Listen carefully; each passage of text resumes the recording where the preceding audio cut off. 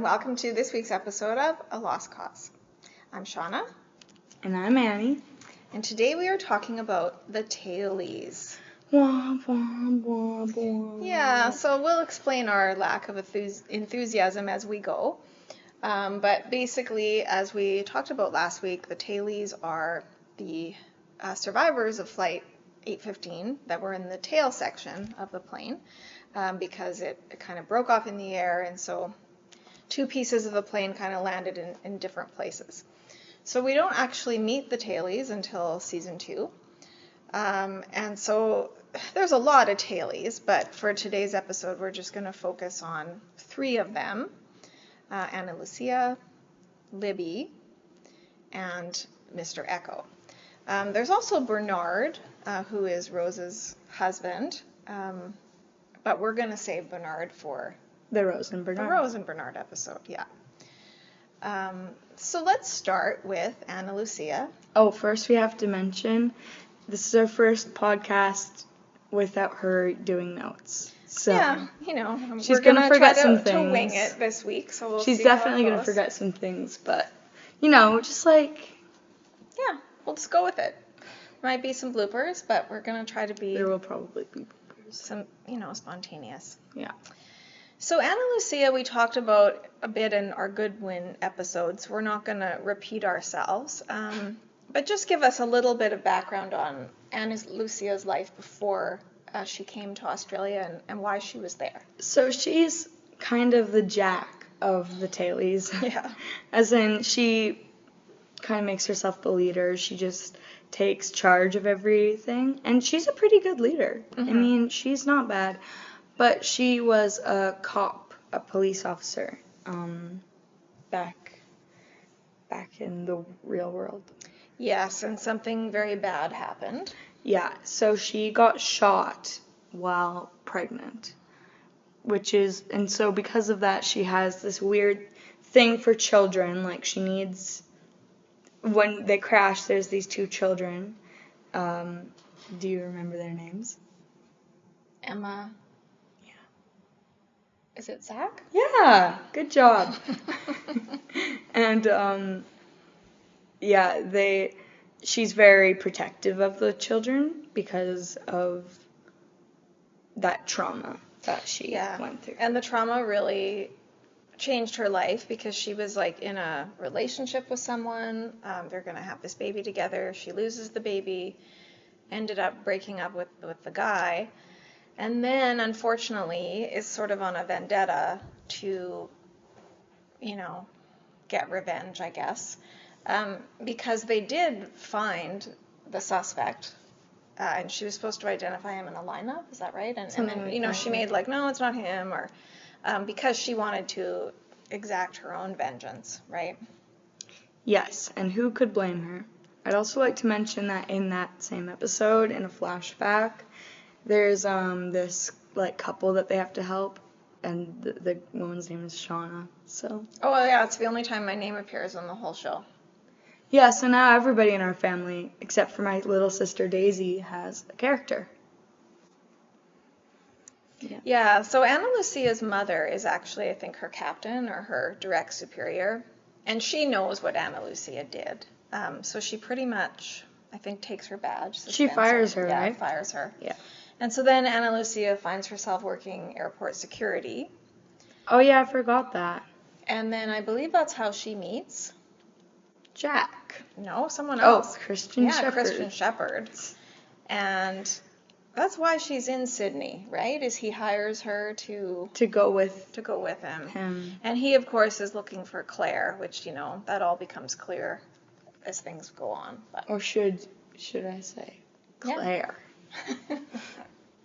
So that's why Ana Lucia is in Sydney. And then we also see in a flashback she, I think, has a drink with Jack at the airport bar. Yeah. And it's like, oh, they have so much chemistry. Not. Yeah, but it's like they're supposed to have chemistry, and it's almost like, I think they're trying to introduce Ana Lucia as a potential, like, love interest for Jack. It didn't work. And then I think they tried to do it with Saeed, but then it didn't work. And Sawyer, in a way, right? Because, yeah. Anyway, almost forgot about that. So that's Ana Lucia. And then last week we sort of talked about how the others, like as soon as the Tailies make camp on the beach, the others start That's not taking all them. for Ana Lucia, though. No, we're still going to talk about okay. it. And so then because of all these kidnappings, Ana Lucia and Goodwin, they're trying to like find who's doing it. And last week I couldn't remember the name of the guy that she suspects. He's like Canadian. It was Nathan. Oh, yeah. Yeah. I knew it started with an N. I thought Neil, but it's not Neil because that's Frogurt. Yeah. So things aren't going well for Ana Lucia because, like, she has this trauma. She loses her job. She goes to Sydney's, now in a plane crash. Trusts the wrong person. Trusts Goodwin. Thinks that Nathan is the mole. I mean, it made sense. Yeah. And it was Goodwin all along. So that's why she's so guarded. That's why she's always got her defenses up. But unfortunately, when, they sort of make their way to the main beach and it's going to be Oh, yeah. kind of everyone's introduction to these tailies, like, it couldn't be a worse beginning because... Well, also because one of their people got taken when Yeah. they were on the way there. Yeah. Well, I guess you should probably mention that they were coming back with the people who were on the raft because they had kind of interrogated them or something. Yeah, But, in one of Jin's best moments, so Sawyer and Michael make their way back to shore. Yeah. And then they see Jin with his hands tied behind his back running towards them, saying, "Others, others," right? Yeah. Which reminds me of a great Valentine with Jin. How does it go? Others They're- do not compare Yeah, to you. right. Yeah, so Jin thinks that he's been kidnapped by the others. And meanwhile, the Tailies think that, maybe Jin and Michael and Sawyer are others, kind of posing as 815 survivors. So lots of confusion.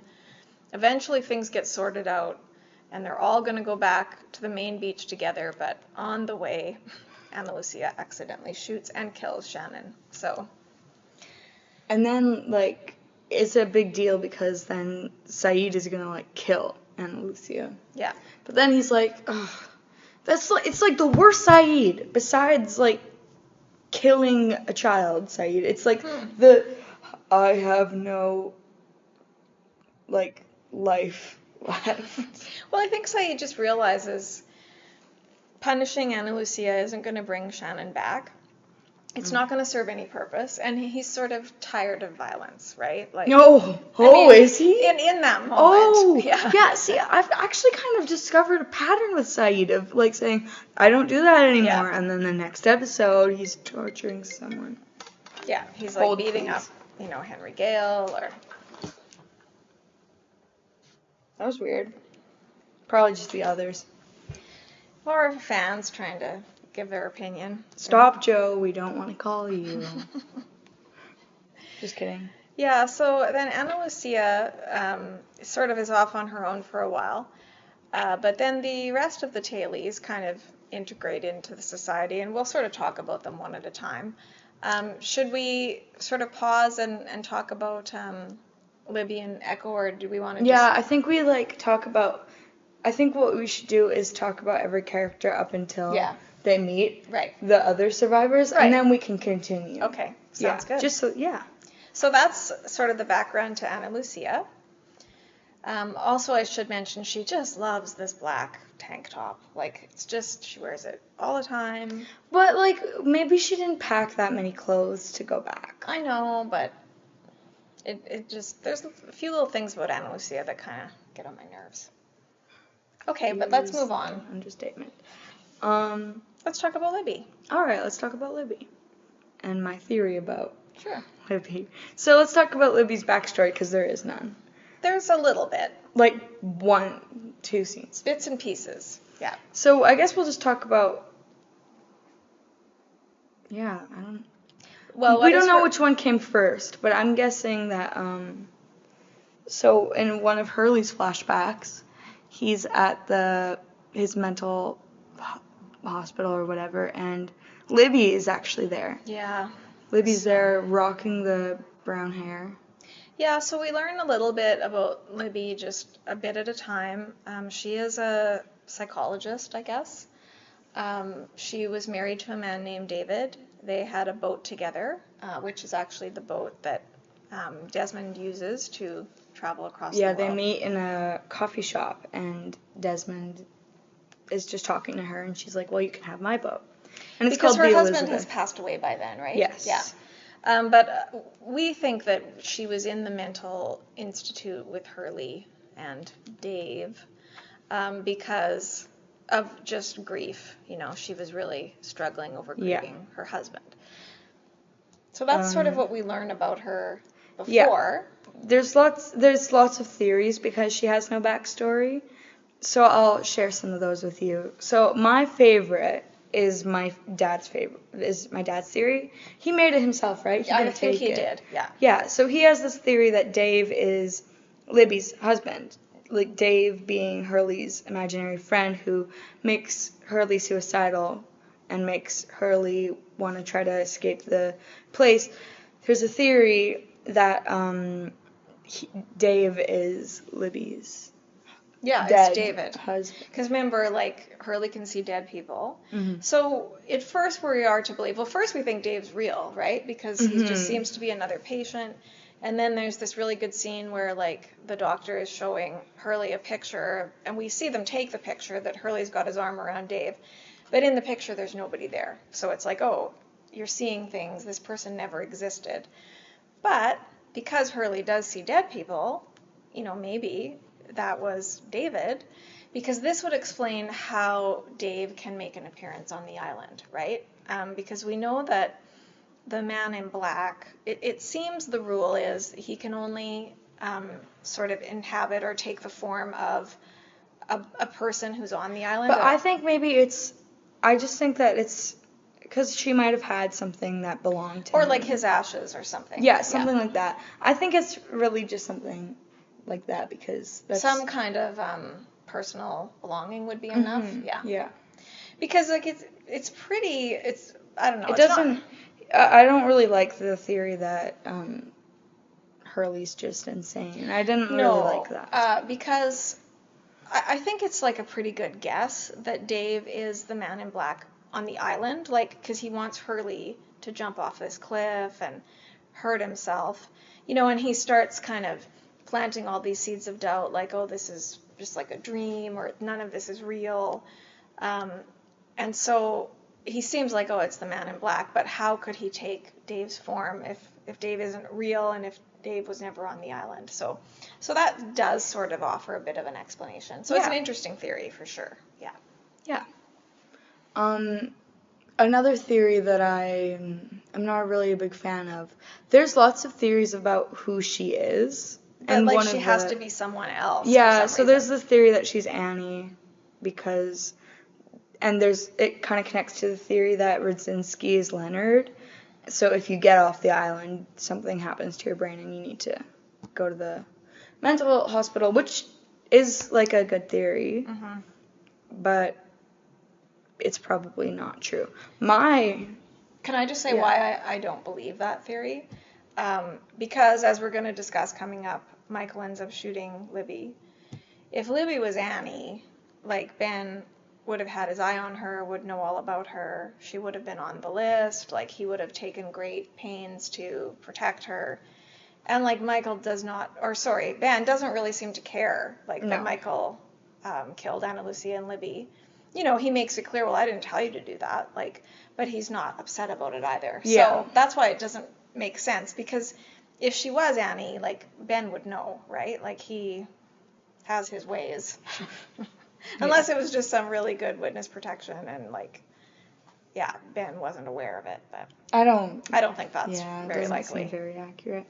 My theory is that every time they bring a blonde, I just don't think blondes survive on the island or something, because every blonde you think of besides like Claire and Sawyer dies and then is replaced in 2 episodes with a different blonde. Yeah, like let's think. We got Shannon, then Libby, then Juliet and Nikki. Yeah, and Nikki. And they all die. Yeah. All of them. Yeah, they don't fare very well. Yeah.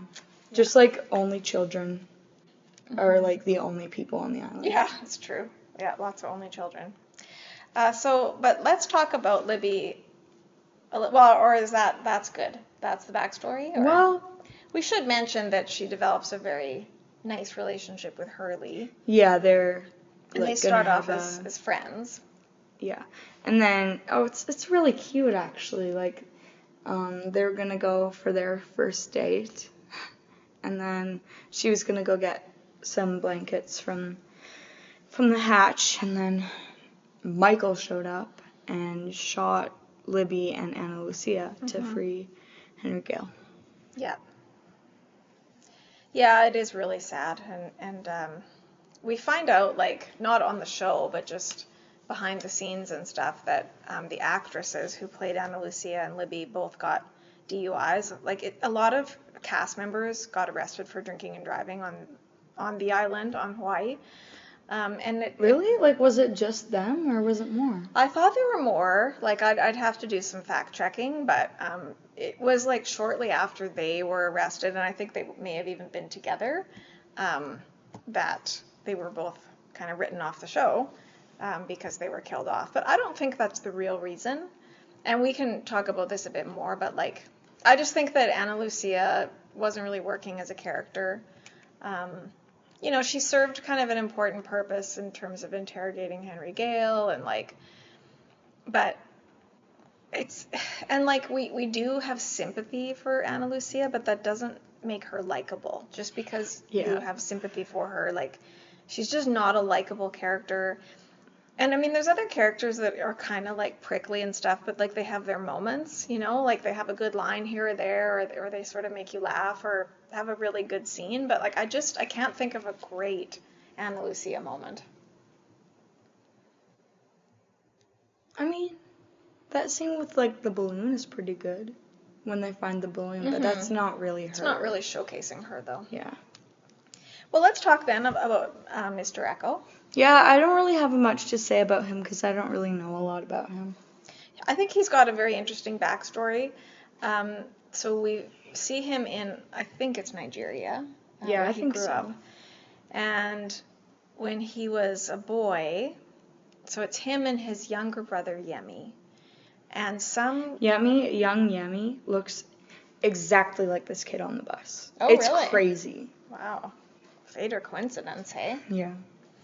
So, yeah, we see this scene where, like, a gang of people are sort of abducting kids, and they kind of recruit them. And they're in this, like, little church community. Yeah, and they don't really have a choice. They have to just kind of go along with this gang and commit terrible acts of violence.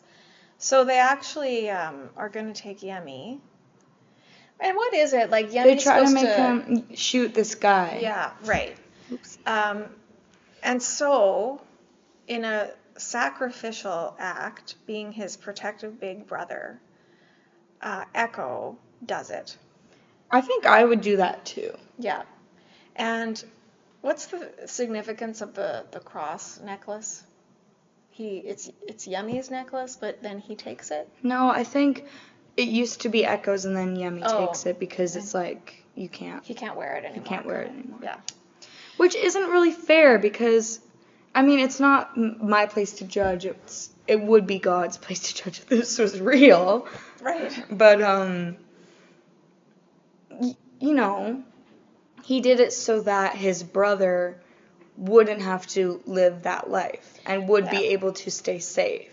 Yes. So is it really wrong? It's not, I don't know.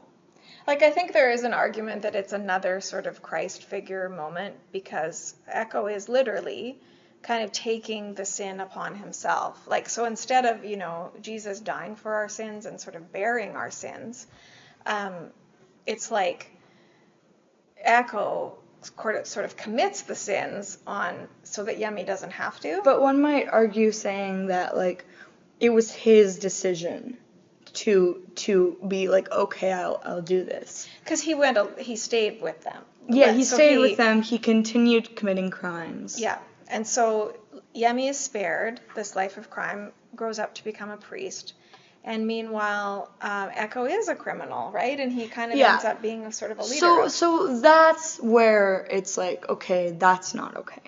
But then what But- changes?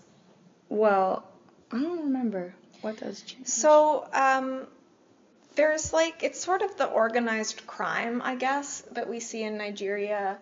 And Echo's got to move large amounts of heroin. Conveniently. And so what he proposes is that they're going to be hidden in these Virgin Mary statues, right? And somehow it ends up benefiting the church community. Yeah, right? because if you would buy...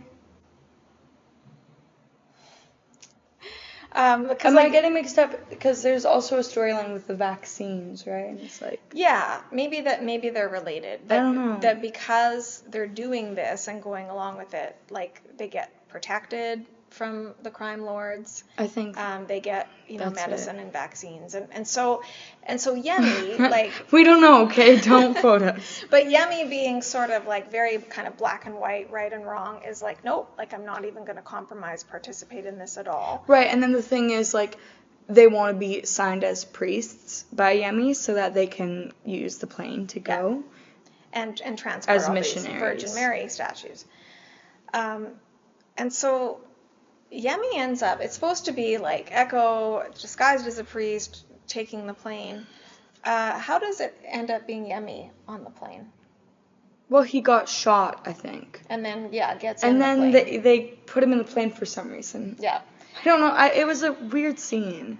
We'd have to rewatch it, sorry. But the plane, of course, ends up crashing on the island. And crashing Boone. Yeah, so that's the very same plane that they find in the tree and falls on Boone. The very same plane that's full of the Virgin Mary statues. The very same plane that supposedly Nikki and Paulo saw. Yeah. Before, like, yeah. So it is very significant. And so, yeah, that's Echo's backstory. But then when he arrives on the island, he actually decides, like... Oh, yeah, and then he has to take Yemi's place as the priest. As the priest, that's right. Oh, and then there's an interesting flashback with, there's this, like, miracle where this girl drowned, and then during the autopsy, she woke up. Mm-hmm. And her dad is the psychic that told Claire to go to the island. Yes, so another little connection. So yeah, that's right. So that we do see a little bit of Yemi's gone on the plane, so now the village needs a priest. Echo fills that role, and at some point seems to actually have a real conversion. But why is he in Sydney again? Do you remember? Yeah, he was gonna go to London? Yeah, it was supposed to be London for some kind of training. Yeah, and then that girl was in the airport. Oh yeah, but he was kind of assigned to investigate these supposed miracles to see if they were legitimate. And I think that he actually Yeah, that's why he falsified the report, didn't he? Like initially said because the psychic said it was like it was like, oh, the psychic is a charlatan or whatever, and yeah. But then... And speaking of Charlotte, that's the name of the girl. Oh, is it? Yeah, Charlotte. Yeah. Okay. And the little boy in the church in his first flashback is named Daniel. Yeah. Interesting. So that's how Echo comes to be on the plane and comes to be on the island. And we see Echo as like a very religious, like full of faith person. It's only sort of later that we find out, that he wasn't always that way. So those are the Tailies. That's kind of our introduction to how they get to the island and who they are. It was so great, right? Like just the best. Not at all convoluted or hard to follow. So, and so let's kind of restart the story, or to Henry Gale, because that's kind of when things go into action with the Tailies, or really affects the Tailies anyway. Yeah. So we'll start with Ana Lucia, I guess, because we started with her first. So nobody really trusts her because she killed Shannon. Or that's what she thinks, but actually not a lot of people are mad at her about it. They kind of get over it She's quick. an outsider. Yeah, they get over it quick, and all of a sudden she's in this circle of trust. Well, Jack seems to respect her leadership abilities. Jack and Locke are always butting heads about the button, and they can't agree on anything. So I think Jack actually appreciates Ana Lucia in that sense. She's kind of a take charge sort of person. Yes. So then she's in the hatch a lot. She's interrogating Henry Gale, this poor man from Minnesota who crash-landed on the island. Supposedly. What? This is Henry Gale's story that he tells them. His backstory? Yes, his backstory. Yeah. In this balloon with his wife, Emily. So, yeah, nobody really knows what to think because of Ethan and Goodwin. Mm-hmm. But, I mean, the story checks out. It is very convincing. Saeed, of course, is just, sure that he is one of them, as Rousseau would say. Beats him up. Well, it's kind of obvious Saeed has his opinions. Well, and Saeed is, a bit off during this time, right? He's upset about Shannon. And really, instead of blaming Ana Lucia for Shannon's death, he blames the others. And that's kind of why he sort of makes peace with Ana Lucia. Does he? Well, because that's why she was shooting out into the dark. Look at what they had done with Goodwin and Ethan, and that's why everyone's on edge. So he makes that choice. He's going to blame the others. And, Ben becomes sort of or I guess Henry Gale, I should say, becomes the representative of the others, even though it's not really clear whether he is one, and Henry Gale's just I don't know what you people are talking about. Who are these others? And it's very, very convincing. No, but Saeed, feel bad for him. You do feel bad for him in the moment as you're watching. You feel bad for him, and you think, what oh she's man, talking about. If this guy's telling the truth, this poor man. That's what I was thinking the first time I watched it, and the second time I watched it. I don't know why you would ever feel that way again, but. What are you even talking about? But yeah, I think that we do have a lot of potential sympathy for this Henry Gale character because he gets beaten up so badly. Anyways. And so then Ana Lucia takes a turn, and she's very good. Right? Are you done? Yeah. And she is talking to him, and she's like, can you draw a map where your balloon is? And so he does. And they go, and they find it.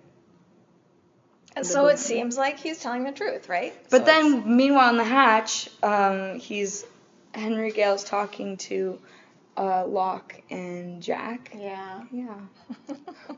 We'll save this for the Henry Gale episode, but it is one of my... We need to talk about the It's one of my favorite scenes in the whole series is when, they're starting to warm up towards Henry Gale a little bit, and so Jack and Locke actually invite him into the breakfast nook to have some cereal, and he's like, do you have any milk? So they're like, shut up about the milk, just enjoy your cereal. And then there's just this beautiful performance. No, the got any milk is after. Okay, that's right. But yeah, Michael Emerson, this is when you realize who is this guy? Because he's like, if I was one of these others, what I would do is draw the map, but then have my people would ambush your people when they get there. Good thing I'm not one of them, right? And then Jack and Locke are kind of looking at each other oh no. But then, all is well because the balloon is there. Yeah, and they don't get ambushed, and yeah. They find the little gravesite where Henry Gale says that he buried his wife. And they somehow find this other man, which is weird. Well, and the big giveaway is... What? His, driver's license, or... They find it's the real Henry Gale that was buried there. And it's you can see it's a different man in the photo ID. So Henry Gale, it was he nearly got away with it because the balloon was exactly where he said it would be. There was a grave. It all checks out. It's true, but... probably Saeed doing his due diligence, like digs up, because it's just sort of a rock grave, like rocks piled up. And so he uncovers it and, yeah, finds that there was a Henry Gale. Of course there was. It's just not the guy in the hatch. Oh. So now they're like, wow, what are we really going to do with this guy? Because he's definitely an other. And then what happens? Well, then Michael goes and Michael comes back to free Henry Gale. But we don't know that. Like, we think that Michael was out looking for Walt. He kind of broke away and escaped and needs help. He knows where Walt is. He needs a certain people to come with him to get Walt. And I that's like one of the only mediocre Saeed scenes when he's like, oh, they're using him. Yeah, he's clearly lying. But before that, Michael's in the hatch. Because why wouldn't you bring Saeed? He's like the only trained exactly. person. If he was telling the truth, he would want Saeed to come. But anyway, Michael's mission, we discover, was to free Henry Gale, a.k.a. Ben Linus. He wasn't told how to do that, but what he decides to do is to shoot Ana Lucia. Yeah, and then Libby is like, Michael, what are you doing? And he gets surprised by Libby and then shoots her. And unfortunately, at that very moment, Libby is there only because, like, Hurley forgot to bring blankets on their picnic date, which is just like, oh, Hurley. Like, he finally gets to have a date with her. She really seems to like him. And then that's it. And it's just so tragic. It really is tragic. So that's basically the end of Ana Lucia and Libby. So, boo Michael. That's the bottom line. Yeah. And actually, Libby does, like, she's still alive for a little while. Right. But she's not really there. Yeah. It's very sad. I think she's trying to communicate that it was Michael who did it, but it doesn't really get across. So, those are, like, the first two Tailies to kind of Echo... die. Afterwards, Echo is, like, getting these goofy dreams about, he has to make this church with Charlie, and then he has to go to this question mark, and then he goes with Locke, finds the Pearl Station, which is a monitoring station of all the other Dharma Initiative posts. And then it actually results in John Locke having a faith crisis, because he doesn't know, it seems like that what's happening in the hatch, what he's like feeling very called to do, is an experiment. Yeah. We later learn that it's not. Yeah, it's interesting though that, like, we understand why Locke feels that way. Yeah. But then why do you think Echo is like, no, it's more important than ever that we push the button? Like, he has a completely different reaction to this orientation video. Because I think it was because he found Yemi's plane with the necklace. Yeah. So he... Right. That was his necklace, and he finds it on Yemi. So I feel like for that whole kind of rest of the arc with Echo, it's a bit of a mess. Like, we don't really know what his purpose is. Yeah. He's going to build his church. He's going to push the button. But now he's pushing the button, and Locke is like, stop pushing it. It's not going to do anything. And then he's like, yes, it will. And then Desmond and Locke kind of take over, and then Echo tries to blow up the hatch to stop them from not pushing the button. But then, of course, Desmond saves the day, and it's not really important anymore. And then, I don't know, after that, like, Echo goes off into the jungle for some reason, gets mauled by a polar bear, and then gets murdered by the it's smoke weird. monster. So then we think, oh, Echo's gonna die. He survives that, but then eventually, like, not even killed. that far off. Yeah. So it's kind of a mess. With freaking Nikki and Paulo there, and they're like, whoa, wouldn't you like to know? Yeah, so it doesn't really make sense from a narrative point of view. But then it doesn't really make sense watching either. No, but then we find out, like, they did have other plans for Echo, and he was supposed to stay on the show. But the actor just, I guess, didn't really like living in Hawaii and didn't want to Which is weird. It is weird. Because you've got all these characters that love being there, and then they get killed off, and like they're willing to come back and do, flashbacks or different appearances. So Echo's really the exception to that because he wants off the show, and once his character is killed off, he never comes back. Yeah. So I don't know if he just had a bad experience with it altogether, or just it was that simple he didn't want to be in Hawaii anymore. But his death scene is interesting because we sort of see Echo as like trying to make up for his mistakes and trying to redeem himself from this life of crime. But what happens is the smoke monster appears as Yemi and is sort of like judging him. And is the smoke monster so bad? Who's to say? And I don't know that if like Echo understands that it's the smoke monster or if he thinks it really is Yemi. But yeah, it's not clear on that. It's not really clear, and it's not necessarily clear to the viewer either that, like I think after we see he transforms into the smoke monster, right? So we know that it is, but in that moment we're not really sure what's happening.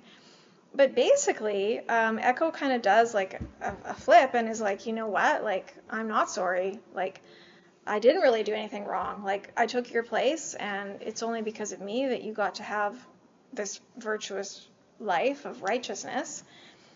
So, like, I'm not going to repent from that. Yeah, which is weird because it's kind of leading us to a different direction every other episode about him. Yes. And then it's all of a sudden, actually, it doesn't really matter. So he actually dies in season 3. Everybody else dies in season 2.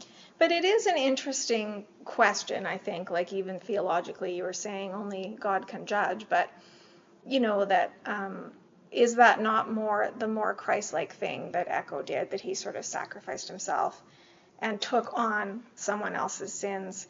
And, is it really to Yemi's credit that he lived this virtuous life? Like, at least he had the choice to do that, right? And he only had the choice to do that because of Echo's sacrifice.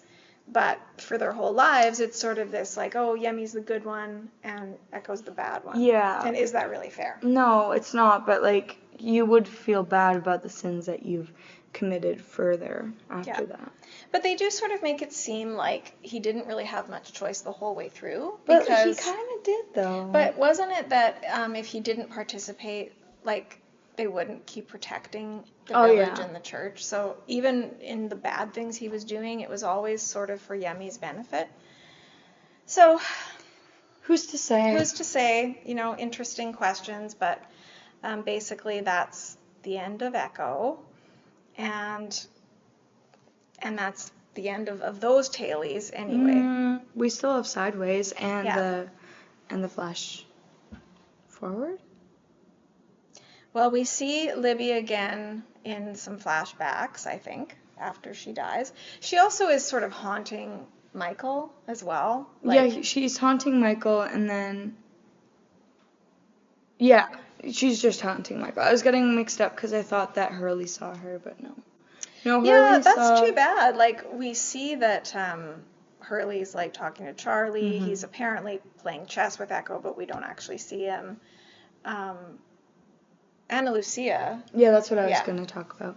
Ana Lucia pulls him over as a cop. But she's not really there, so... I don't know, I still get a little confused about those Hurley things. Because it doesn't make as much sense as Miles does. Right. But, yeah. I think they're just ghosts, though, right? Like, and they can visit Hurley. Yeah, it makes you wonder, like... If the Sideways is sort of a type of purgatory, like maybe that's why they could appear to Hurley and then probably after that, like when they go to the church and go through the doors, like maybe they wouldn't be able to come back anymore. But and then we see them again in the Sideways. And so Ana Lucia isn't in the Sideways a lot. She's just kind of there in a brief cameo. She helps them escape from the back of this like police van. Yeah. But there's a really nice Libby Sideways. Do you want to talk about it? No, you talk about it, because I don't really remember season 6 that well. So when we see Hugo Hurley in Sideways, it's like everybody loves Hurley, and he's seen as sort of the luckiest guy in the world, which is very different from Hurley in reality. So yeah, he still won the lottery, but it wasn't like a bunch of bad things happened. Nothing bad happens to Hurley. Everything's great. And then I think he's out for dinner and he sees Libby. And like Libby comes up and is talking to him and there's a real connection. But then he sees that Libby's actually part of a group from Santa Rosa, which is the mental hospital. And then he realizes like, oh, she's, got some issues. So I think he goes to visit her. But what happens is like Libby remembers Hurley, like from the island. And she thinks that like, oh, maybe I am crazy, Oh, right. That's, yeah. And Hurley's like, oh, but like he feels this spark and, and wants to find out more. And that's how Hurley remembers, because I think, do they go on a date? Yep. In the Sideways? Yeah, they do. And they kiss? Yeah, I think so. And when they kiss, then Hurley remembers their kiss on the island and everything that happened. And that's how he kind of wakes up, as we call it. So it's a really nice reunion with Hurley and Libby. And I appreciate the actress, like if she really was fired just for getting that DUI, like I appreciate her kind of coming back, because I think it adds a lot to Hurley's story. Totally. Kind of brings things around full circle. So Yeah. yeah. And it gives him a nice happy ending. So now it's time for our shout out, our things going around in the world. Yeah. And the hot take. And the hot take, yeah. The shout out is, are we? Yeah. Yep. So we went to the beach yesterday and we saw this guy and I was like, I want it. So we got it and it was really cheap and we named him Moochie Mambo. Moochie Mambo. But it's funny because we were at the fireworks festival on Saturday, and they were selling these little guys at a booth for $75 and we got it for $15. So really, in a way, our shout out is also to the Huddle at Pike Lake. It's the store there, because they're selling those for $15. So a steal of a deal. I kind of wish I would have got one myself. I told you to get one. Like when Annie first bought it, I told you we saw the model. I was like, yeah, okay, that is a good deal. Let's get it because it's a good deal. But then there on the beach, it just, every time I'd look over, he was winning my heart. And I wish that I had one of my own. But what are they really called? They're called La Boo Boos. Yeah. Yeah. So that's our shout out. And what's happening in the world? So, you know how we had our big Taylor Swift news last week? We're just getting started, baby. Because she's engaged to Travis Kelce. Yeah. Very, very exciting. Yeah, and I saw this, this really stupid Pinterest meme that said, because the caption is, your English teacher and your gym teacher are getting married. That's what Taylor Swift said. And it said Instagram. That, but it was Ben and Law. It's like, what? Yeah. Yeah, that account never posts things that make sense. Well, I was really happy, and I actually was like, I'm a lawyer, but I was trained to be an English teacher, and I guess a lot of English teachers really were offended by Taylor Swift, like saying that. No, it's a thing to the fandom, because in an interview she said that she would love to be an English teacher in a different life. And a lot of her fans call her their English teacher. Because she teaches, like, I didn't know what half those words meant before. I mean, so it's just like, for anyone to take offense at that, I think is a little silly. I think it's great. And so I found out about it. Annie was the one that told me. She texted me, and it was like during my work day. And I was just texting gibberish. And I said, I think that everyone should get the rest of the day off. And then it turns out that H&R Block did give their employees, like, they let them check out early that day to celebrate the engagement. So it's wonderful. So we have to mention it because it's true. Like, it's a really, really big deal. And we'll keep you posted. And let's be honest, like, half the people in Lost would have loved Taylor Swift. Mm-hmm. We should probably at some point do a whole episode on, like, who would like her and who wouldn't, and, you know. Well, I think Radzinski wouldn't like her. No, she's too mainstream, for sure. Yeah. Okay, hot take time. My hot take is that there wasn't really any point to any of the Tailies. Sorry, not sorry. Like, great. Anna Lucia killed Shannon. Got the map from Henry Gale. That's it. They could have done that with any other character. They could have done it with Saeed because he's an interrogator. They could have killed off Shannon some other way if they wanted to kill her off. Libby was really only for Hurley to get mad at the others, you know? Like, it was a cute love story, but I don't really see how it could have worked further. Yeah.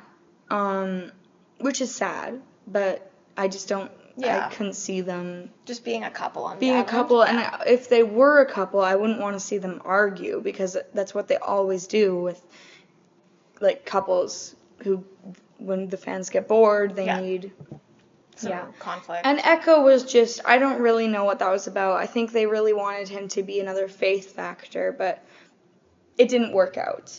And it just kind of, like, there was a lot of confusion because of the kind of dark past.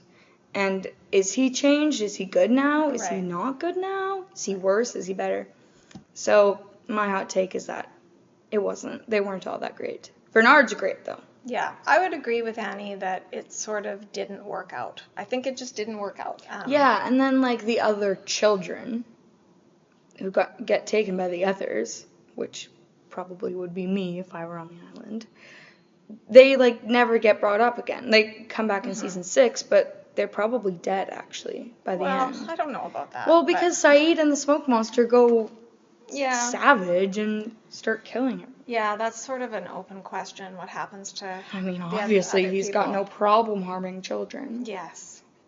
I think that, you know, I don't know, like, I think they served a purpose, so I don't think it was a mistake to have the Tailies. Yeah.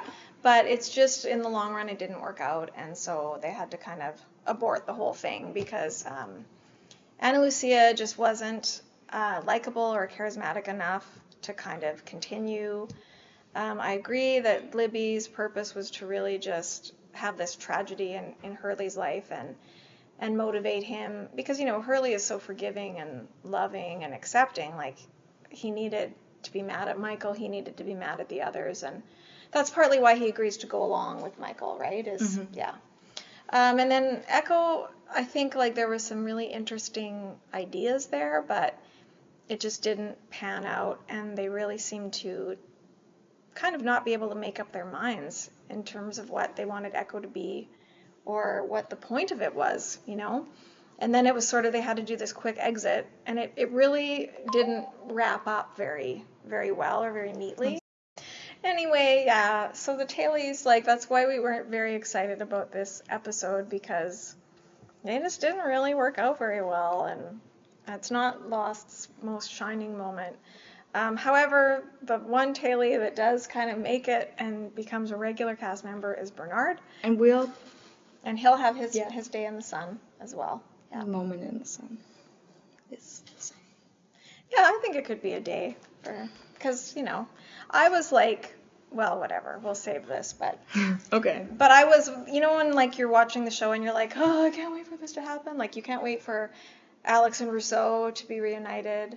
And that was the first time it happened, I think, that I just, like, when you find out, oh, what? Bernard is alive? Rose was right? So I love that. All right. That's us for now. So namaste. And see you in another life, brother.